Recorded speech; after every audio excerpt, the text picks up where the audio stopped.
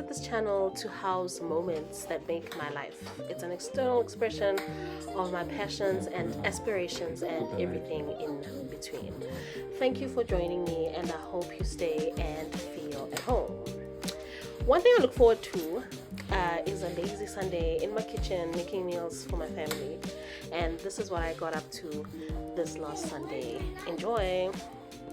So this Sunday what I made was a cranberry and pecan rice paired with a lemon and herb chicken with some Greek salad. Okay, so over here I had washed and sliced my lemons, and I was soaking them in some water because I wanted some of that citrusy water later on for the rice, and I wanted to soak the lemons and get them ready for roasting so that they're not hard and dehydrated and tough and bitter and overly lemony. For the rice, as you can see, we're gonna need some parsley, fresh parsley, some pecans, cranberries, and an onion and some garlic, although I used half an onion for this one because I just needed half an onion for the amount of rice I was cooking. And then what you want to do is you want to start slicing your onion, chop chop chop, and thereafter you're gonna also chop the garlic. I like my onion really thinly sliced because I do not enjoy the bitterness of biting into anything that has chopped onion in it, and then you just get a big piece of undercooked onion.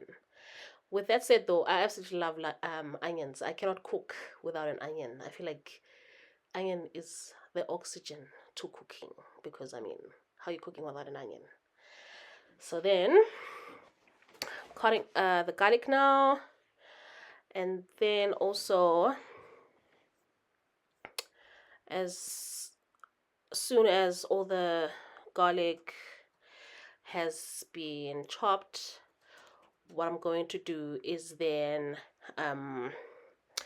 chop the pecans. And what I wanted to do was also actually chop the cranberries, but I decided against it because I was like, I don't want like tiny little pieces of cranberry, then they get lost in the rice. I wanted that burst of that cranberry flavor, so I used them in this size. I didn't chop them up, but you will see that as the chopping continues.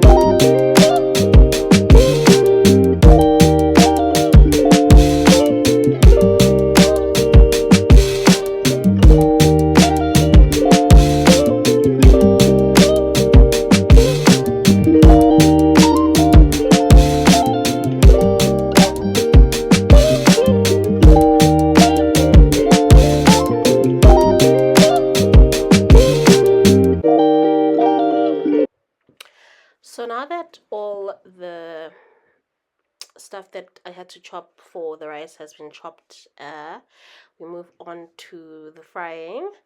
Here I added some oil and some butter. I like a combination of oil and butter, especially for For rice, it keeps it moisturized, soft, not dry. So it locks in the moisture in the rice. The rice doesn't get dry. It fluffs up nicely, and then really delicious. Try it out. So halfway through here, I realized that it's actually this pan is not gonna cut it, because as I keep adding and adding, I still have to add liquid to this mix, so it's gonna be small. I did switch over to a pot, as we can see over here. So the butter and the oil is now nice and hot, so we throw in the garlic and onion mixture, and then we mix that up and let it go for a little bit. So what you are looking for here is a nice one is fragrance. When the kitchen starts smelling like butter and onion and garlic, that's really yum. That's when you know we are almost ready to add the next. You also want your onion not too cooked, but like soft. Lavaba's English, but it's translucent. So soft, translucent, fragrant, smelling delicious. That's when you know that okay, we can now move on to the very next step. Okay, which would be to throw in our nuts and pecan cranberry mix.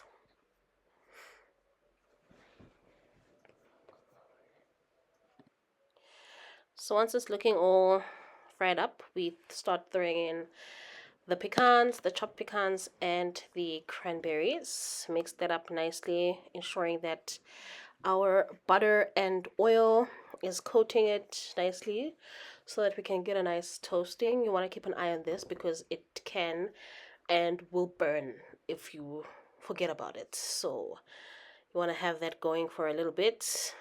Keep stirring it until you see a bit of toasting that does not burn the pecans, because they will burn, and you're not looking to fry the cranberries until they're hard and tasteless. So that's something you need to be a little bit careful with. Okay, then we can whilst that's toasting up, what I did is put my chicken in the oven.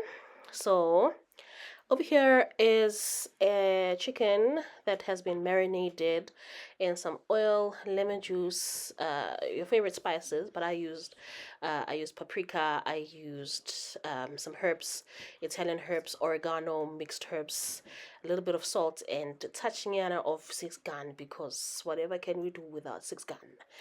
And then you let it sit. Mine sat for about 4 or 5 hours. Overnight is always best. So it had been sitting, and then I just gave it one last mix before I added it to my pan. I kid you not, this chicken, as raw as it was smelling absolutely amazing. So definitely give it a try, and then yeah, let me know. So once the chicken, you've added all of it to the pan, you want to pour over all that lemony goodness that you marinated it in. Yeah, so there's also like lemon juice and the zest of 2 lemons in here. So it was a very lemony marinade. You want to pour that over the chicken. It helps keep it hydrated and juicy and not dry. It keeps your chicken soft on the inside to the bone. So you don't want to skip that part of your marination and putting your chicken in the oven. So that's what I did there. Oh, of course, and I added, remember those soaked lemon slices? So this is where I added them, also to make your chicken look good, but to also just give it that last little top up of lemony goodness, because this is a lemon and herb chicken, so you don't want to lose out on that lemony flavor for your chicken.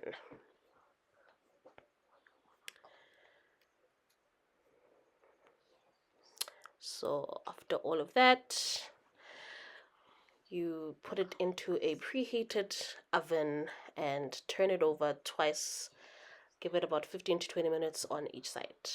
Okay, now we move back to the cranberry pecan mix. So here I added my raw basmati rice. Love basmati rice. Love it, love it. It cooks very, very quickly. I might have to add there. It cooks quickly. It cooks soft. It's fluffy. It's just absolutely delicious. So obviously you will add as much rice as you consume with your family. So I added my rice, and then after you add your rice, what you want to do is mix it in, cover it with the butter and the oil. You also want to like toast the rice. This I have noted it always makes sure that the rice is fluffy. It doesn't get clumpy, it doesn't get mushy and weird like that. You'll find in most videos where I'm making rice, I'm always toasting the rice before I actually cook it. It gives me the most perfect rice at the end of the day. So what you want to add to your rice at this point, you are gonna add a little bit of salt, and I also added spice for rice. That's what I went in with. So there goes our salt, followed by spice for rice. So once you've added the seasoning, you are going to mix it up a bit. And you're also gonna love this and let it go for a little bit. Again, the butter and the oil and the spices on the rice, the toasting, careful not to burn it, because you can also still burn raw rice. It's very easy to burn raw rice. Basmati has a lovely nutty flavor, especially once you toast it like this. It just unlocks the flavor to its highest potential. So absolutely delicious. Toast it up a little bit, mix, let it go for a while, and then once that is ready, you will be adding it's up to you. Want to add chicken stock, or you just add water. This time I added it just boiling water, because again I wanted everything that went into the rice to come out. The flavors, I wanted them to come out as they are. Didn't want to overwhelm them with some more chicken stock flavoring and everything like that. I also added here the water that the lemons were soaking in, because I did want a very light, very mild citrus flavor. You can also add in a little bit of orange juice at this point. I did not have orange juice this time around, so that's why I decided to just use some of that lemon water. Beautiful. It was absolutely gorgeous without overwhelming the whole pot with the lemony flavor. It was perfect. So once you've added that lemon water, it will help the rice kind of steam a bit. It does not cook it. The rice is still very raw, very hard. So we're still in the toasting and flavor imparting part of this this rice at this point. So once that's done, you just let it toast like so. So once the toasting's been done, I did go in with 2 more knobs of butter and then the boiling water, okay?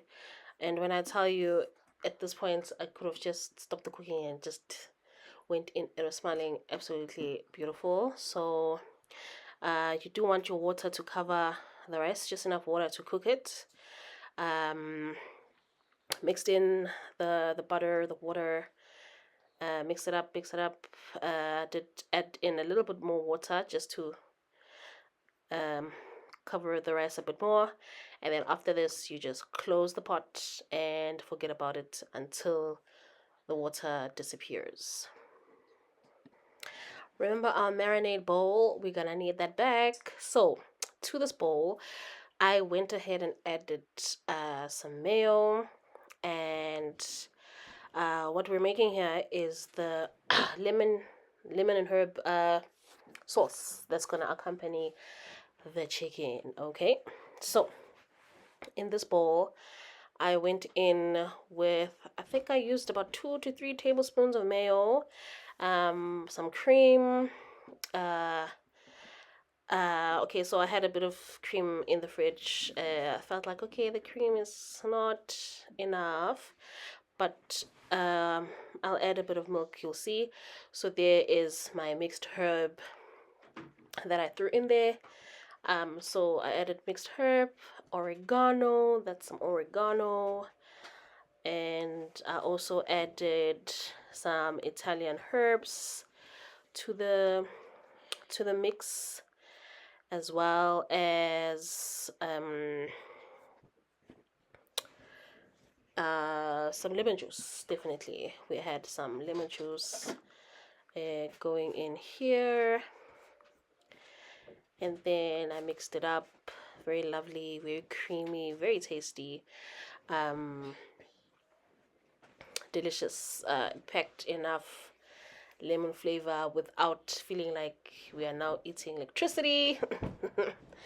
But yeah, absolutely delicious sauce that, yeah, you can use, and I'd like to imagine that this would also work quite well with some fish, you know, fish and like a lemony sauce to pour over fish. This would actually work quite well for those who like to eat their fish with a lemony sauce. Mix it up, mix it up, mix it up. I did clock that it was a little bit on the thick side, and so I did go in with that's the lemon, but I did add also some milk, like a dash of milk, nothing too much because you don't want it watery either. So once you get a lovely saucy goodness, then you move over to adding it to your chicken. So once your sauce is ready, you're gonna want to pour it over your roast chicken. Okay, you're gonna coat the chicken with this lemony sauce. You're gonna turn the pieces of chicken over just to make sure that all the sides are nicely coated. My lovely husband was helping me out here, holding the bowl for me because wow. So yeah, so I got all the sauce that I needed, and then I turned over the chicken pieces and popped it back in the oven. It didn't need to go for too long because the chicken was good. So just to make it hold, so about 5 minutes, that was it. And then I took it out. So who else hates not having everything they need when they are cooking? Because I don't mind cooking, but as soon as there's one ingredient missing, I get thrown off a bit. Here I realized when I was making the salad that I don't have salad dressing, and I was just like bored. But I was like, okay, you know what, let's see what we can do. So in a bowl I went ahead and added a little bit of little bit of oil, and then I went and threw in some vinegar, not too much, because you don't want vinegar sour overkill. And then to the vinegar I also added a little bit of sugar, a little bit of herbs, and a small onion, a pinch of salt. So this was my mixed herbs, and pinch of salt, squeeze of lemon, and I also added some mustard, and then I mixed it all together, and it tasted so good. And I was like, no salad dressing because who said so? It was really lovely, and I managed to save the salad side.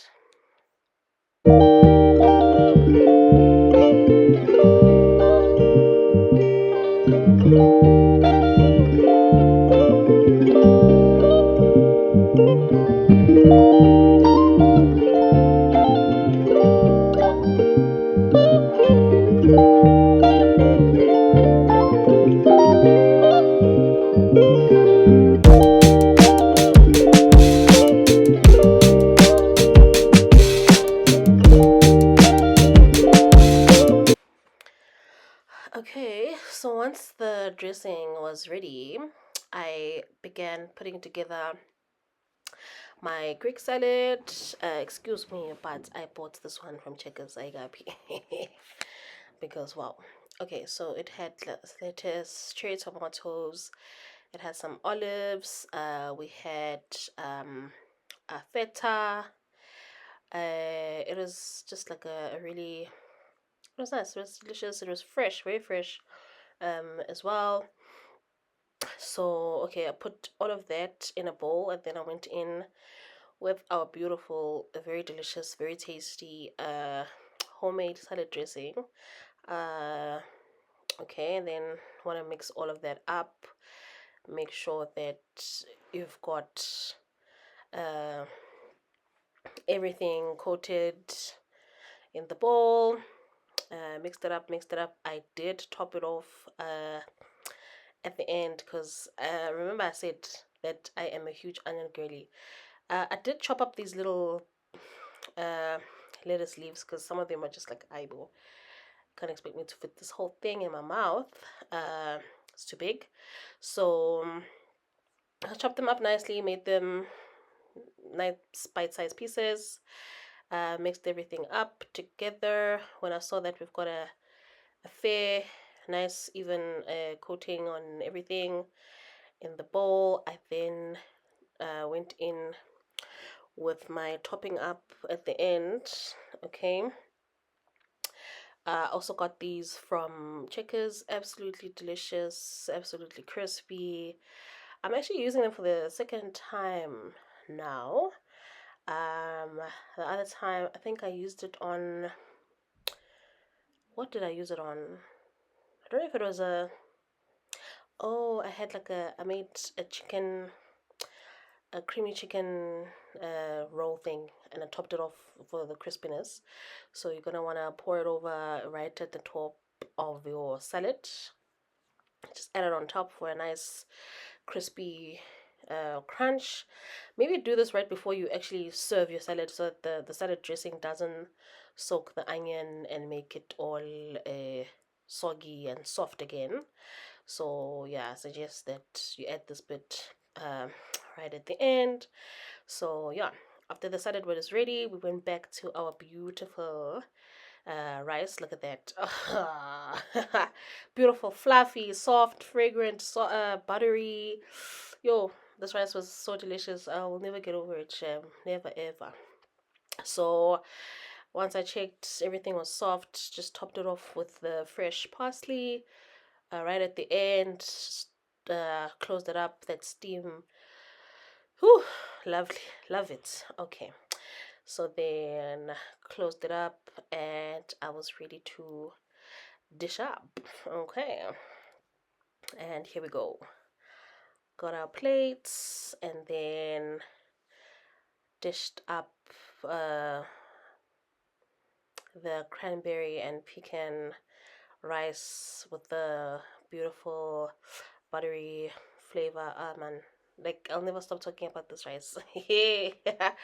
Okay, and then went in with the chicken and the salad, and my family had a very, very tasty and delicious meal.